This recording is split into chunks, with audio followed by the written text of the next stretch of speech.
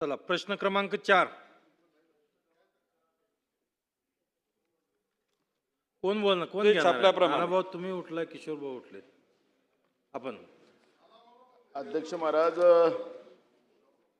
हा जो प्रश्न या ठिकाणी उपस्थित झाला हा आमच्या ताडोबा जंगलातील हा सगळा आणि करंडला, घोडेझरी, ब्रह्मपुरी, चिमूर अशा या भागामध्ये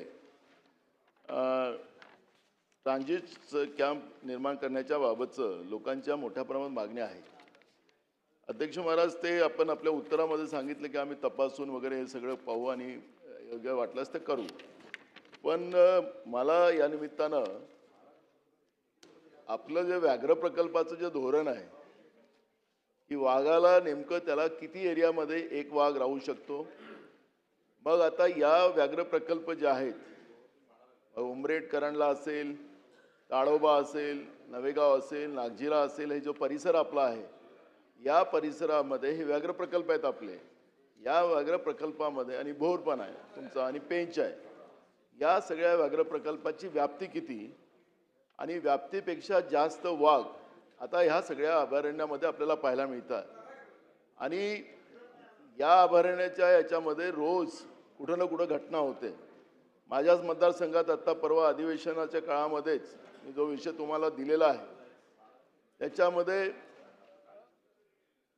एका 50 वर्षाच्या एका व्यक्तीला त्याच्या 4 पोरी आहेत, त्याला एक विधवा आई आहे आणि त्याची बायको, असं एक कुटुंब आहे. ते सगळं कुटुंबच उद्ध्वस्त झालं. आम्हाला त्या कुटुंबाला आधार देण्यासाठी आपण, मला माहिती आहे की सकारात्मक उत्तर देणार, त्या कुटुंबाच्या एकाला कोणीतरी नोकरी आपण लावणार. पण या पद्धतीचं जे काही जीव जातो आहे वाघांच्या याच्यामुळे, कारण की हे सगळे वाघ गावात आले आणि त्याच्यामुळे काय झालं की वाघ गावात आल्यामुळे जंगलामध्ये चारा नाही, त्याच्यामुळे तृणावर जगणारी जनावरं जी आहे, डुकरं, हरणं काय असतील, सांबरं, हे सगळी इकडेच गावात आली, शेतकऱ्यांचं नुकसान करताय. मला माहितीच्या आधारावर असं मिळालं की 200 कोटी रुपये आपण शेतकऱ्यांच्या पिकाच्या नुकसानामध्ये देतो. हे लोक कोणी दगावले, या पद्धतीच्या घटना झाल्या त्याच्यामध्ये देतो. जवळपास 200-300 कोटी रुपये आपण वर्षाचे खर्च करतो.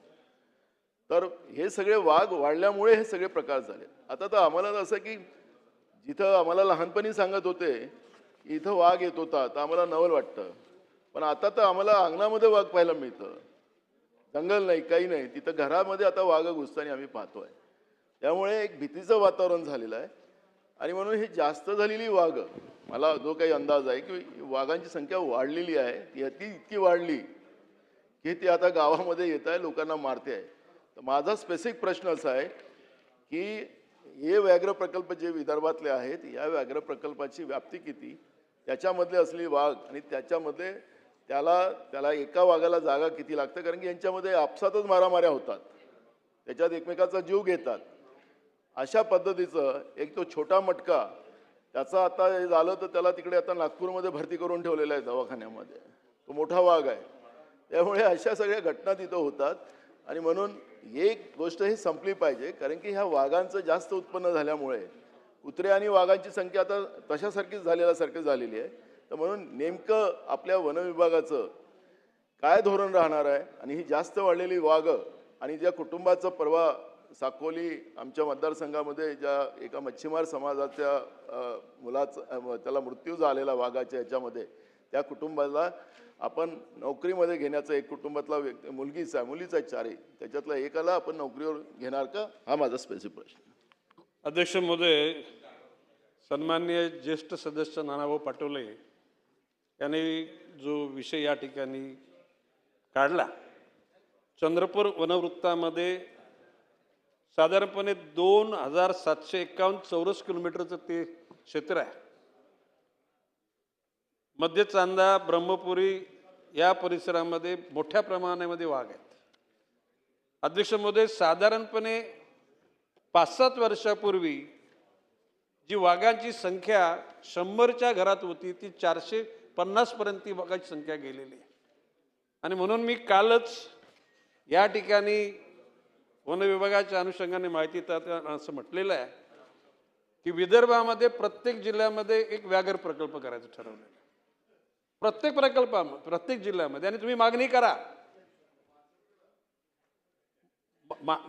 जंगलामध्येच वाघ राहतील. मानवी परिसरामध्ये हे व्याघ्र प्रकल्प करण्यात येणार नाहीत.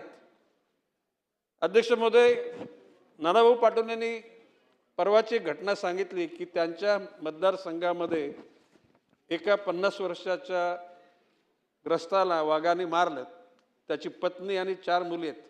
मी कालच आदेश दिले, त्या 4 मुलीपैकी एकीला नोकरीवर घेऊन टाका आणि कायम सेवेमध्ये राहा, टेम्पररी वगैरे नाही.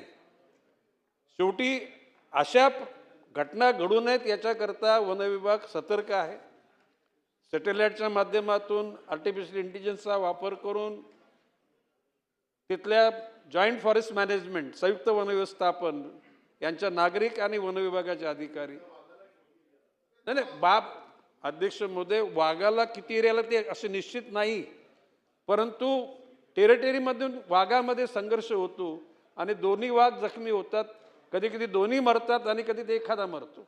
मग असं जखमी झालेल्या वाघाला रेस्क्यू करून त्याला ट्रीटमेंट देण्याकरता त्या ठिकाणी सेंटर निर्माण केलेले आहेत आणि त्या ठिकाणी त्यांची जोपासना चांगल्या प्रकारे केली जाते. भविष्य काळामध्ये मी कालच असं म्हटलेलं आहे, कोकण, पश्चिम महाराष्ट्र, मराठवाडा आणि खानदेश या प्रत्येक जिल्ह्यामध्ये एक लेपर्ड सफारी करायचं ठरले आणि विदर्भामध्ये प्रत्येक जिल्ह्यामध्ये मागणी करा. आत्ताराम साहेब, तुम्ही पण मागणी करा, तुमच्याकडे सुद्धा एक व्याघ्र सफारी करून टाकू. शेवटी त्यांच्याकडे जंगल आहे नाही, संपलेलं नाही, भरपूर जंगल त्यांनी मेंटेन केलेलं आहे. मला कल्पना आहे, मी आयरीला गेलो ना. आत्ताराम साहेब इज अलर्ट मेंबर आणि ही वॉज मिनिस्टर. आता लोकांना असो, एकूणच नानाभाऊंनी जी चिंता व्यक्त केलेली आहे, वाघांचं पण रक्षण केलं जाईल आणि वाघापासून माणसाचं रक्षण केलं जाईल. भविष्य काळामध्ये मी वन विभागाचा एक आराखडाच त्या ठिकाणी आपल्या सभागृहातल्या प्रत्येक सदस्याला देणार आहे. म्हणजे या 60 महिन्यापैकी 45 महिने फक्त शिल्लक राहिलेले आहेत, 15 महिने निघून गेलेले. परंतु या भविष्य काळामध्ये वन विभागाची वाटचाल कशी असेल याचा DPRच आम्ही तिथे सादर करू आणि त्याच्यामध्ये तुमच्याकडून सुद्धा सूचना मागू आम्ही. परंतु ही समस्या कुठल्या एका गावाची नाही राहिलेली, एका जिल्ह्याची नाही राहिली, ही संपूर्ण महाराष्ट्र झाली.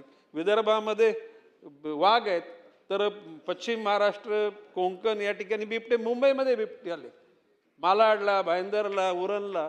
आणि ह्या सर्वच वन्य प्राण्यांना सुद्धा सांभाळून मानवाचं रक्षण करण्याची भूमिका वन खात्याने घेतलेली आहे. आणि नानाभाऊ, तुम्ही निश्चित राहा, या 45 महिन्यामध्ये चित्र तुम्हाला मी दाखवू.